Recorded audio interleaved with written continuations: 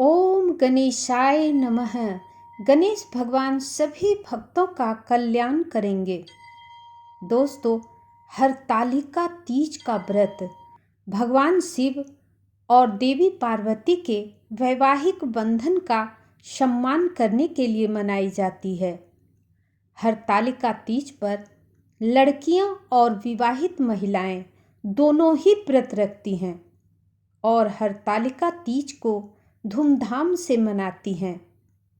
पंचांग या हिंदू कैलेंडर के अनुसार यह त्यौहार भाद्रपद मास के शुक्ल पक्ष की तृतीया तिथि को मनाया जाता है।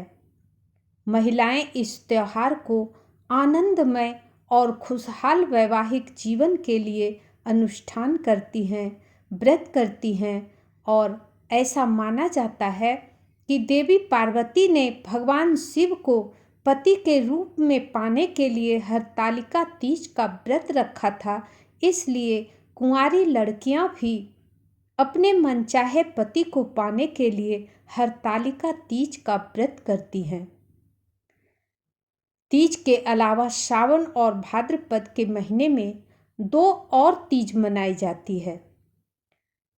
इस हरतालिका तीज के अलावे यानी कि 2 तीज, हरियाली तीज और कजरी तीज, 2 तीज और मनाई जाती है।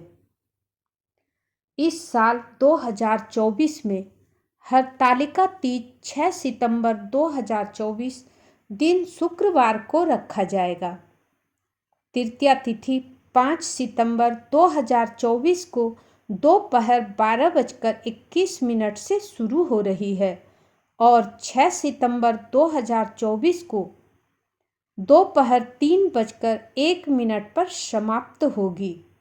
हरतालिका तीज का पूजा का शुभ मुहूर्त है 6 सितंबर 2024 दिन शुक्रवार को सुबह 6:02 से सुबह 8:33 तक। दोस्तों, हरतालिका, हरत और आलिका 2 अलग अलग शब्दों से बना है। हरत का अर्थ होता है अपहरण और आलिका का अर्थ होता है महिला, यानी कि महिला द्वारा अपहरण। नाम के पीछे एक दिलचस्प कहानी है। देवी पार्वती जब बहुत छोटी सी थी तभी से भगवान शिव की पूजा करती थी। भगवान विष्णु देवी पार्वती के दृढ़ संकल्प को देखकर बहुत प्रभावित हुए और उन्होंने नारद मुनि को पार्वती जी के विवाह के संबंध में उनके पिता के पास प्रस्ताव भेजे। हालांकि देवी पार्वती के मन में केवल भगवान शिव थे। उसने अपनी सहेली से मदद मांगी।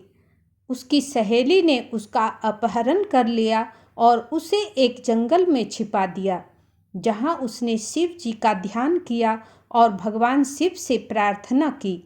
भगवान शिव देवी पार्वती से बहुत प्रभावित हुए और उन्हें अपने पत्नी के रूप में स्वीकार कर लिया। तब से हरतालिका तीज का व्रत किया जाने लगा।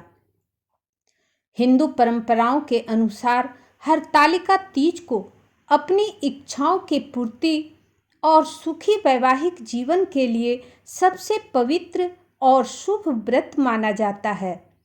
न केवल उत्तरी भारत में बल्कि देश के दक्षिणी हिस्से में भी लोग हरतालिका तीज को भक्ति और उत्साह के साथ मनाते हैं।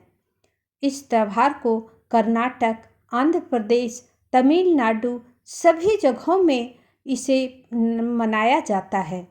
लड़कियां और महिलाएं गौरी हब्बा की पूर्व संध्या पर देवी गौरी की पूजा करके स्वर्ण गौरी व्रत रखकर उनसे आशीर्वाद लेती हैं। हरतालिका तीज पर लड़कियां और महिलाएं 24 घंटे का व्रत रखती हैं।